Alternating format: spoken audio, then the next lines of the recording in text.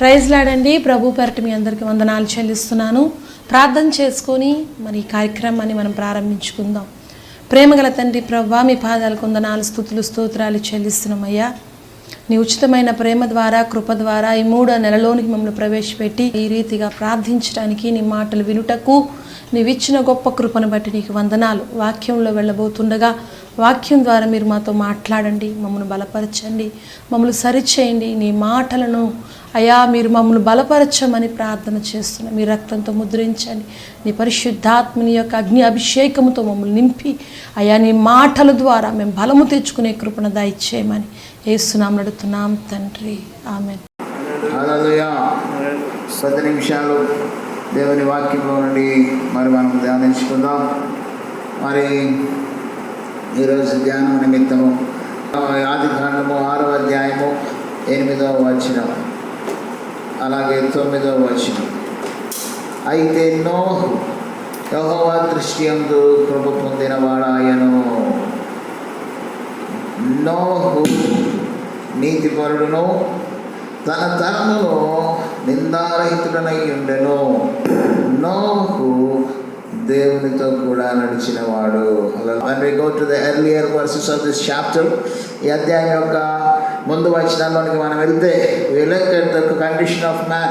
మరి మనిషిని యొక్క పరిస్థితిని మనం అక్కడ చూస్తున్నాం.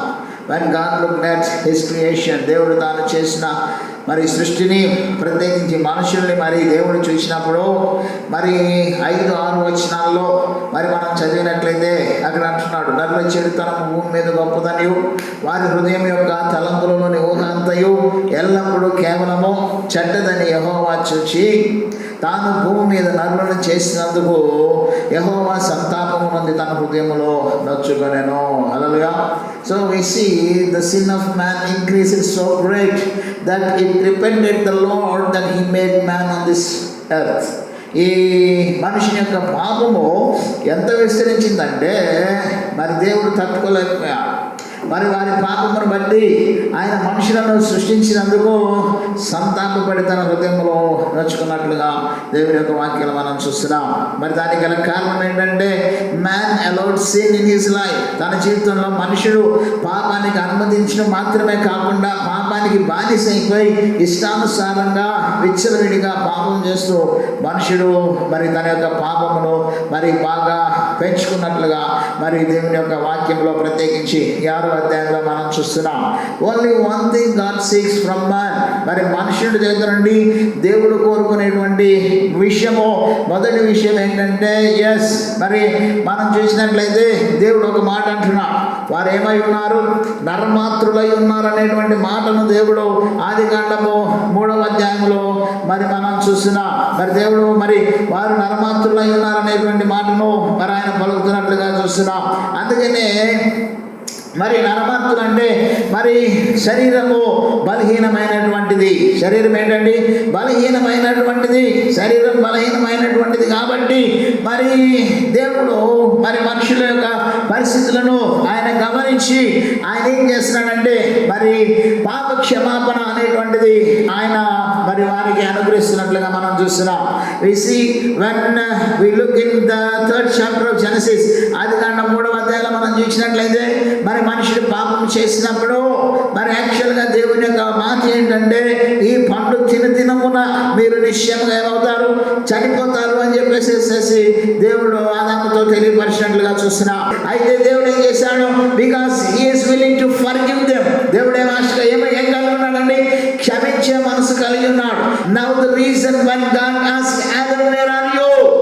ఆదామా నీవెక్కడున్నావు అని చెప్పి దేవుడు ఆదామును ప్రశ్నించినప్పుడు it is not that God doesn't know where Adam is or what Adam did. మరి ఆదామా నీవు ఎక్కడున్నావు అని దేవుడు మరి ఆదామును పిలిచినప్పుడు ఆదికాండం 3వ అధ్యాయంలో మరి దాని అర్థము ఆదాము ఎక్కడున్నాడో దేవునికి తెలియదని కాదు, లేక ఆదాము ఏం చేశాడో దేవునికి తెలియదని కాదు. But the reason why God asked that question, దేవుడు ఆ ప్రశ్న ఎందుకు అడిగాడంటే he is giving a chance for Adam to seek forgiveness. ఏ అవకాశం ఇస్తున్నాడంటే దేవుడు ఆదామునకు క్షమాపణ అడిగేటువంటి అవకాశాన్ని ఇస్తున్నాడు. అంటే when God asked Adam, where are you? ఆదాము దేవుడు ఎక్కడున్నావు అని చెప్పి ఆదాము అడిగినప్పుడు అయ్యా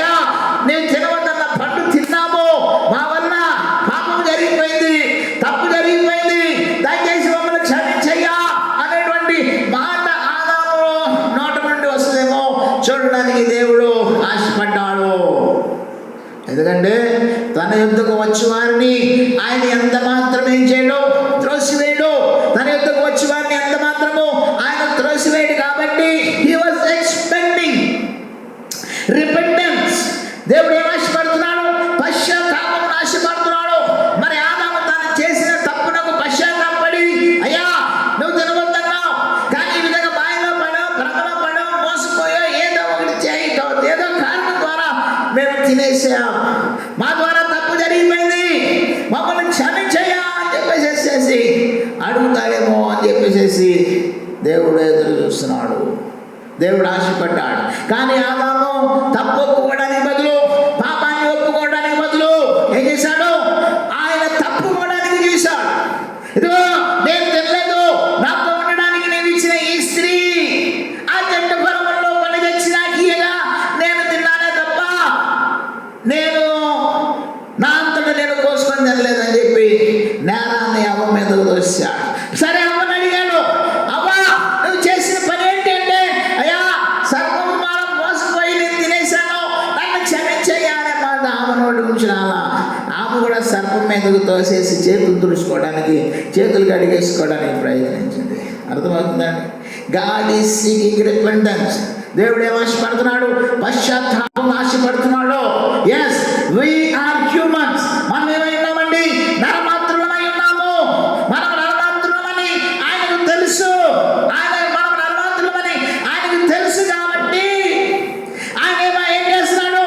when we commit sin, మనం పాపం చేసినప్పుడు he is expecting repentance. ఆయన ఏం ఆశపడుతున్నాడంటే పశ్చాత్తాపమును ఆయన ఆశపడుతున్నాడు. పశ్చాత్తాపము మనం పశ్చాత్తాపడి ఆయన వైపునకు తిరుగుతామని చెప్పేసి దేవుడు ఆశపడుతున్నాడు. కానీ ఏంటండి, మనుషుల్లో పశ్చాత్తాపానికి బదులు తిరుగుబాటు ఎక్కువైపోయింది. మనుషుల్లో పశ్చాత్తాపానికి బదులు దేవుని దూరం అయ్యేటువంటి పరిస్థితి ఇక్కడ ఆరంభించారు. మరి వారి పాపము ఎంత ఇంక్రీజ్ అయిపోయిందంటే చాలా చాలా ఇంక్రీజ్ అయిపోయి పరిపక్వం అయిపోయింది కదా. దురాశ గర్భాన్ని ధరించి ఏం కంటది? పాపాన్ని కంటది. పాపము పరిపక్వమైన తర్వాత ఏం కంటది? మరణాన్ని కనుడు. దురాశ గర్భము ధరించి పాపాన్ని కంటే ఆ పాపము పరిపక్వమయ్యే వరకు దేవుడు ఏం చేస్తున్నాడు? అవకాశం ఇస్తున్నాడు. మనం పశ్చాత్తాపడతామేమో అని, లేదా మనం ఆయన తిరుగుతామని ఆయన ఎదురు చూస్తున్నాడు. పరిపక్వం అయిపోయింది. We know when we look at the same condition with the people of Nineveh. Nineveh ప్రజలకు మరి అదే విషయాన్ని మనం చూస్తున్నాం. Nineveh ప్రజల విషయంలో మరి దేవుడు మరి యోనాను పిలిచి, నీవు నినివేకి వెళ్ళు, ఆ పట్టణాన్ని నాశనం చేయబోతున్నానని తెలియపరచు. Now why when God intended to destroy that land, ఆ యొక్క దేశమును లేదా పట్టణాన్ని దేవుడు నాశనం చేయాలనేటువంటి ఆశ కలిగి ఉన్నప్పుడు, then why is he sending? Why was he sending Jonah to that city? యోనా ఎందుకు పంపుతున్నాడు?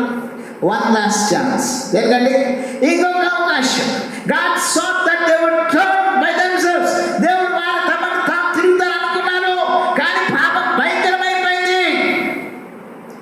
కానీ ఇంకొక అవకాశం ఏంటంటే he is sending యోనాను పంపుతున్నాడు. ఎందుకని? if they repent, వారు కనుక పశ్చాత్తాపడితే, ఏంటండి, వారు కనుక పశ్చాత్తాపడితే, when we read in 2 Chronicles chapter 7 verse 14, రెండో దినవృత్తాంతాల గ్రంథం 7వ అధ్యాయం 14వ వచనం మనం చూసినట్లయితే, there also God says very clearly, దేవుడు చాలా స్పష్టంగా తెలియపరుస్తున్నాడు, నా పేరు పెట్టబడిన నా జనులు తమ్ము తాము తగ్గించుకొని ప్రార్థన చేసి నన్ను వెతికి తమ చెడు మార్గములను విడిచినలా. అంటే if I punish my people because of their sin, వారి పాపం బట్టి నేను నా ప్రజలను లేదా ప్రజలను శిక్షించినప్పుడు వారు పశ్చాత్తాపపడి నా వైపునకు తిరిగినట్లయితే ఏం చేస్తానన్నాడు? I will forgive their sin. వారి పాపం నేను క్షమించి వారి దేశంలో నేను బాగు చేస్తానని చెప్పేసి దేవుడు మాట్లాడుతున్నాడు. So we see the same with the people of Nineveh. Nineveh ప్రజలతో మనం అదే చూస్తున్నాం. When they heard the judgment of God, దేవుని యొక్క తీర్పుని గురించి నినివే ప్రజలు విన్నప్పుడు రాజు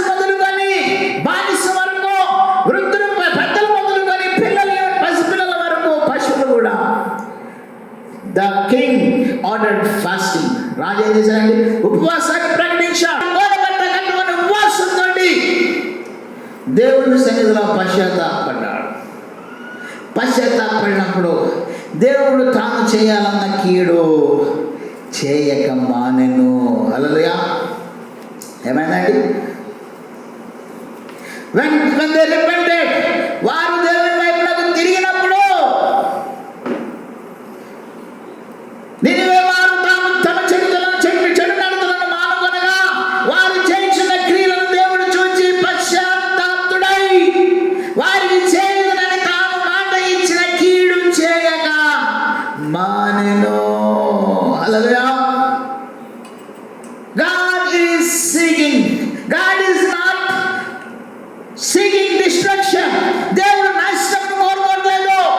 దేవుడు పశ్చాత్తాపమును కోరుకుంటున్నాడు. ఏ కోరుకుంటున్నాడండి? పశ్చాత్తాపమును కోరుకుంటున్నాడు. ఒకడు మరి పాపములో నాశనం ఉండడం అనేటువంటిది దేవునికి ఇష్టమే మాత్రము లేదు. కానీ ఈరోజు మనిషిని యొక్క పరిస్థితి చూస్తే ఏంటండి? మనిషి యొక్క పరిస్థితి ఏంటండి? దేవుని వైపు తిరగడానికి ఇష్టం లేదు. దేవుని వైపు ఆకర్షించబడడానికి ఇష్టపడట్లేదు. చూడండి, యేసుకేలు గ్రంథం 18వ అధ్యాయము, యేసుకేలు గ్రంథం 18వ అధ్యాయము 23వ వచనం మనం చదివినట్లయితే, దుష్టులు మరణమునందుట చేత నాకే మాత్రమైన సంతోషము కలుగునా. ఏమంటున్నాడు దేవుడు?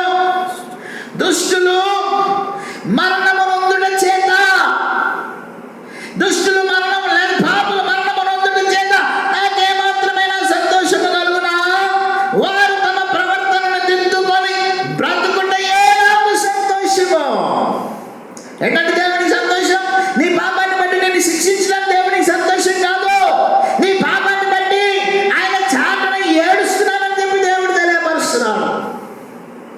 ఇశ్రాయేలు, నేను నీవు నా మాట విని ఎడల ఎంత మేలు. God is seeking that we should turn towards Him. 14వ కీర్తనలో అంటున్నాడు, వివేకము కలిగి దేవుని వెతుకు వారు కలరేమో అని యెహోవా ఆకాశం నుండి నరులను పరిశీలిస్తున్నాడు. Is there anyone who will turn towards me? నా వైపునకు ఎవరైనా తమ పాపములను విడిచి నా వైపునకు తిరుగుతారా అని ఆయన ఆకాశం నుండి నరులను ఏం చేస్తున్నాడండి? పరిశీలిస్తున్నాడు.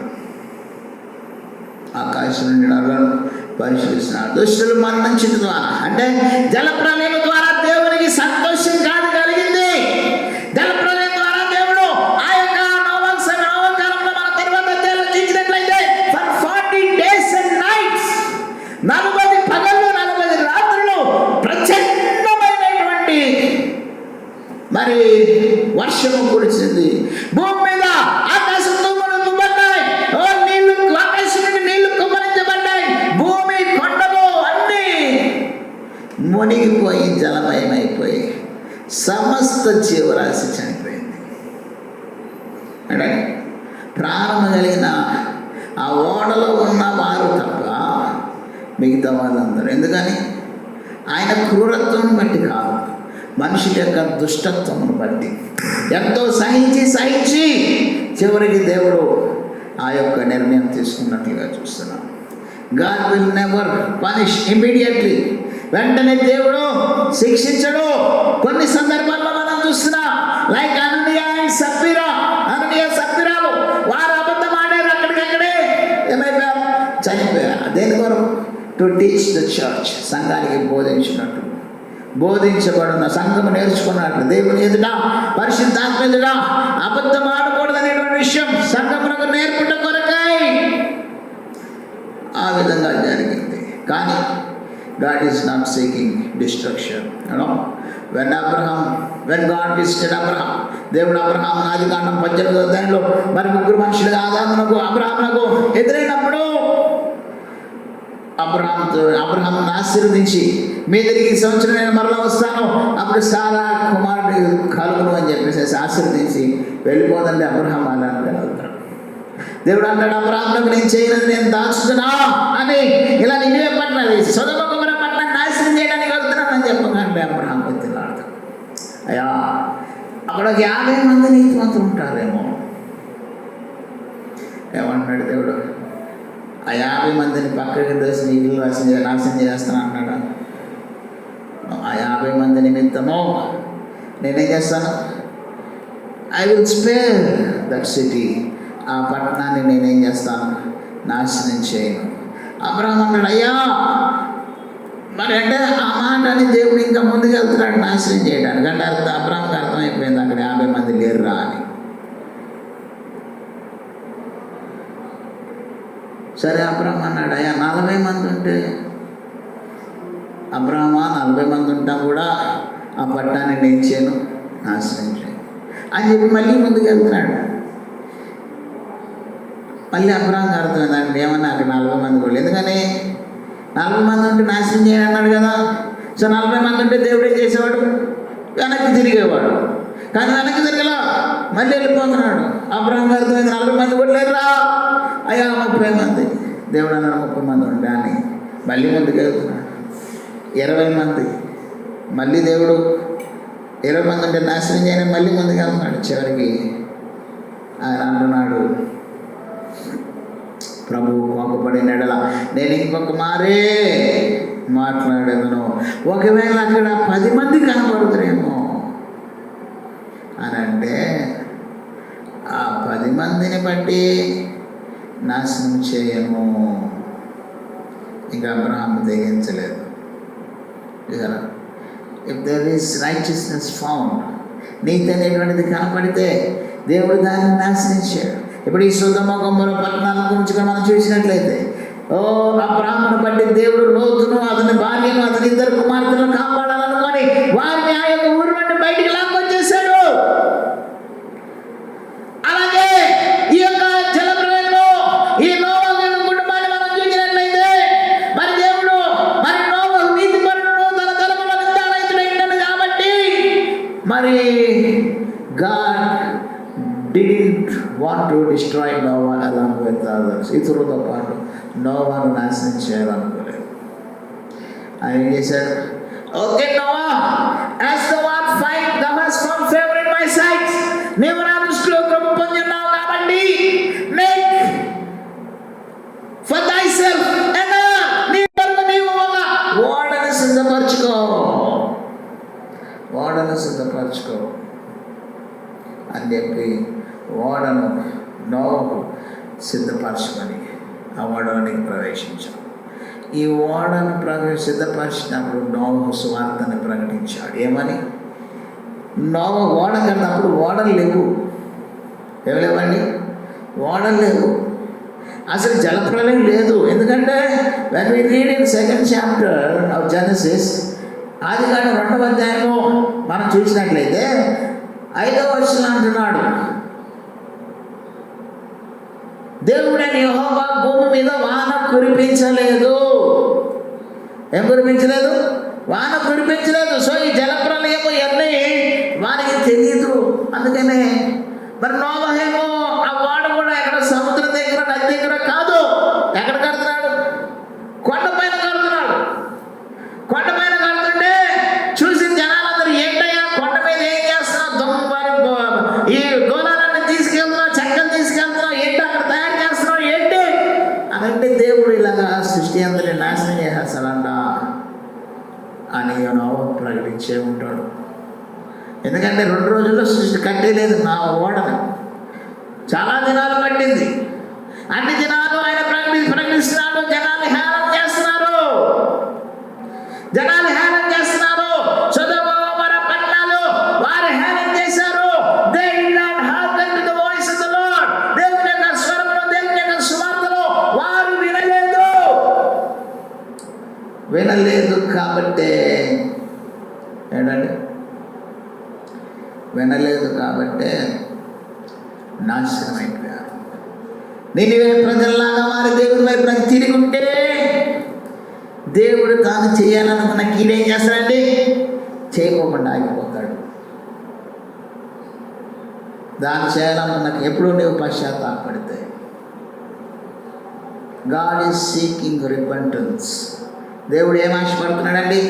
పశ్చాత్తాపం ఆశపడుతున్నాడు. యేసుక్రీస్తు వారు ఇంకా చనిపోలేదు. సిలువలో ఆయన తన రక్తాన్ని కార్చలేదు.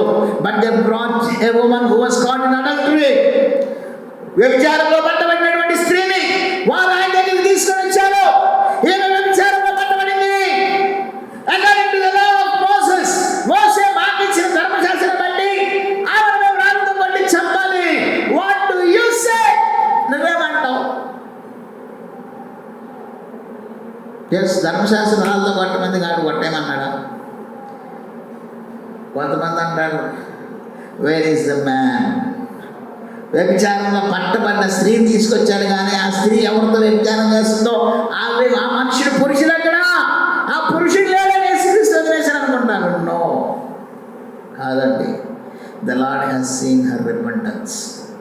ఏం చూశాడు దేవుడు? యేసుక్రీస్తు వారు ఆమె పశ్చాత్తాపం చూశాడు. మీలో పాపం ఉన్నవాడు మొదలు ఈ మీద రాయిందంటే అందరూ ఎవరికి వాళ్ళకి రాళ్ళు అక్కడ పడేసి వెళ్ళిపోతే యేసుక్రీస్తు వారు అన్నాడు, అమ్మా ఎవరు నేను శిక్షించలేదంటే ఆమె కన్నీరు కాల్సు, అయ్యా నేను చనిపోవడానికి అర్హురాలను, మరణశిక్షకు అర్హురాలను, రాళ్ళతో కొట్టి నన్ను చంపాలి, కానీ నన్ను రక్షించావు. రిపెంటెడ్ హార్ట్, ఒక పశ్చాత్తాప హృదయం అక్కడ కనబడుతుంది. ఆమె పశ్చాత్తాపంతో ఎవరు నన్ను శిక్షించలేదయ్యా అంటే యేసుక్రీస్తు అన్నాడు, నేను నిన్ను శిక్షించడం, వెళ్ళి ఇక పాపము చేయకు అంటే ఆమె ఏమందండి? She obeyed. ఇక పాపం చేయడానికి ఆమె ఇష్టపడలేదు. షీ లెఫ్ట్ హర్ సిన్, నా పాపాన్ని విడిచిపెట్టేసింది. ఆమె పాపము క్షమించబడింది.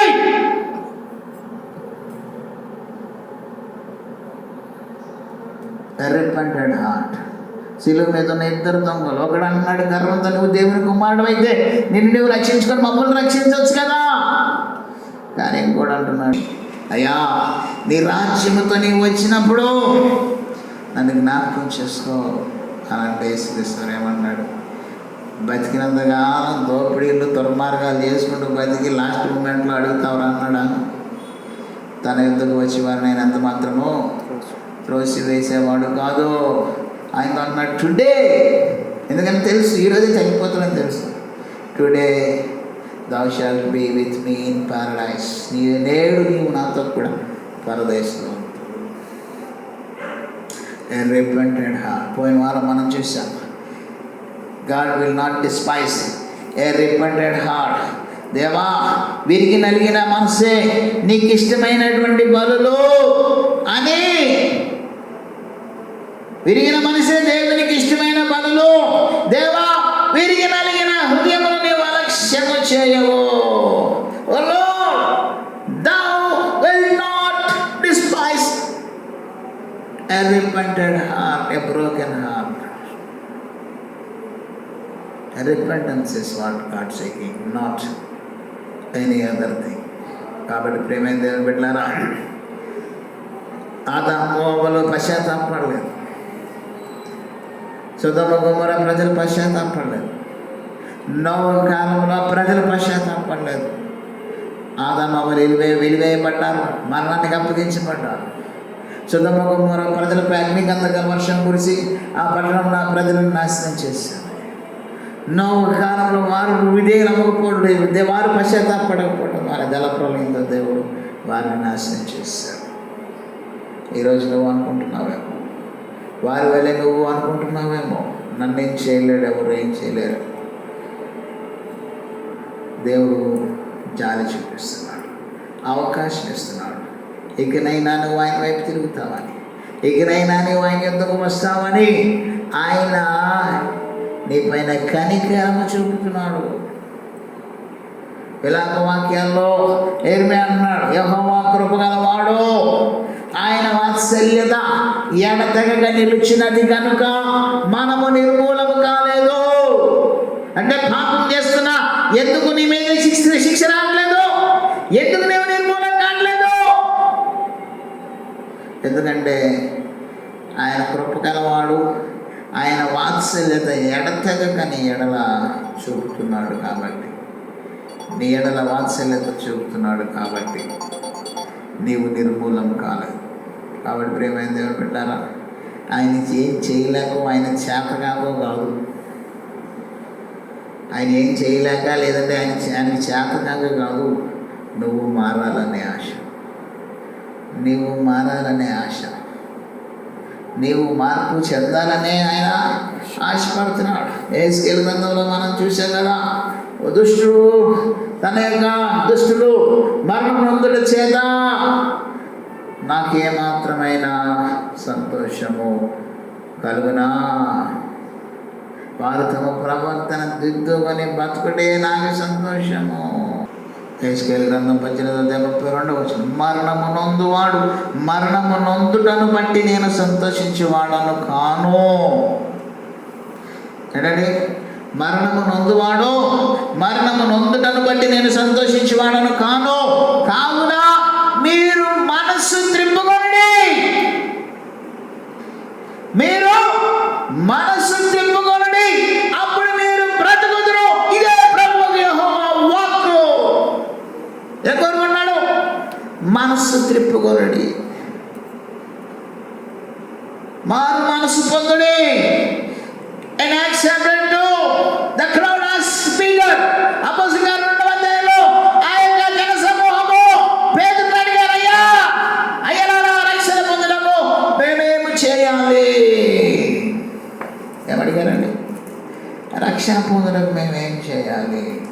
అప్పుడు పేతురు అంటున్నాడు, మీరు మారు మనసు పొంది పాప క్షమాపణ నిమిత్తము యేసుక్రీస్తు నామమున బాప్తిస్మం పొందుడి. అలాగా ఏం పొందాలండి? మారు మనసు మార్చుకోవాలి, దేవుని వైపునకు తిరగాలి. That is what God is expecting. కాబట్టి ఏమైంది? దేవుని బిడ్డలారా, నాశనం చేయడంలో దేవుడు ఇష్టపడడు. ఎవ్వరూ నశించకూడదని ఆయన ఆశ. అందరూ మారు మనసు పొందాలని, రక్షణ పొందాలని ఆయన ఆశ ఉన్నది. కాబట్టి దేవుని యొక్క కనికరమును, ఓర్పును ఆయన బలహీనతగా తీసుకోవద్దు. ఎందుకంటే ఎన్నిసార్లు గద్దించినా కూడా లోబడని వాడు మరి తిరిగి లేకుండా హఠాత్తుగా నాశనమవు. కాబట్టి ప్రేమ దేవుని బిడ్డలారా, ఆయన వైపు తిరుగుదాం, మారు మనసు పొందుదాం. మారు మనసు పొంది ఆయన వైపు తిరిగి ఆయన యొక్క రక్షణ మనం పొందుకొని ఈ లోకంలో ఆయన కొరకు జీవితం దేవుడి మాటల ద్వారా మనల్ని దీవించను గాక. ఆమేన్. ప్రార్థన చేసుకొని ముగించుకుందాం. Thank you Jesus, we exalt you, we bless you Lord. పరిశుద్ధునికి స్తోత్రాలు తెలియజేసుకుంటున్నాం. అలాగే నీ వాక్యం ద్వారా మీరు మాతో మాట్లాడిన నీ స్తోత్రాలు. నోవహు ఆయన నీతిమంతుడు, నోవహు నీ దృష్టిలో పొంది ఉన్నాడు. మరి నాయన, మరి నీవు పశ్చాత్తాపం కోరుకునేవాడు కానీ నాశనం చేసేటువంటి దేవుడు కాదని ప్రభా నీ వాక్యం ద్వారా నువ్వు మాతో మాట్లాడి ఉన్నావు. అవును ప్రభా, మేము నాయన మరి నీవు మాకు ఇచ్చినటువంటి ఈ సమయంలో నాయన నిర్లక్ష్యం చేయకుండా, నీ వైపు నేను తిరగకుండా, ఇంకా మా పాపంలో జీవించకుండా నీ వైపు నేను తిరిగిన విషయంలో నీ వాక్యం ఎత్తుబడి ఉండగా వెన్ను ప్రతి హృదయాల్లో మంచి నెలబడి విత్తనాలు వలె 100 ఫలించడానికి సహాయం చేయండి. మరి ఆయన గడిచిన వారం మధ్య మమ్మల్ని కాపాడి ఉన్నారు. ఈ వారం మధ్య కూడా ఆయనకు ప్రసార భద్రపరిచి మమ్మల్ని అందరినీ క్షేమంగా సురక్షితంగా చేయండి. అందరిని దర్శించి దీవించి ఆశ్రయించండి. కార్యక్రమం మాతో పాటు ఏకీపించిన ప్రతి ఒక్కరిని పేరు మీరు దర్శించి వారిని, వారి కుటుంబాలను మీరు ఆశీర్వదించండి ప్రభా. నాయన, ఎవరెవరికి ఎటువంటి అవసరతలు ఉన్నాయో వారి అవసరతల్ని మాయమేర్చండి, మీరు తీర్చండి. నాయన, సమస్యలు ఉన్న వారికి విడుదలను దాయిచేయండి ప్రభా. బంధుకంలో ఉన్న వారికి విడుదలను దాయిచేయండి ప్రభా. ఎరుకునందు ఉన్న వారికి విశాలత మీరు కలిగించేయండి ప్రభా. కలిగిన ప్రాణులను వచ్చి చేయండి. అనారోగ్యంతో ఉన్న వారిని మీరు కొట్టి స్వస్థపరచవలసిందిగా వేడుకుంటున్నాం. అందరిని దర్శించి దీవించి ఆశ్రయించి మీకు ప్రవర్తన చేయమని యేసునామములో వేడుకొంటున్నాము తండ్రి. ఆమేన్. అందరికీ వందనాలు. దేవుడు అందరూ దీవించును గాక.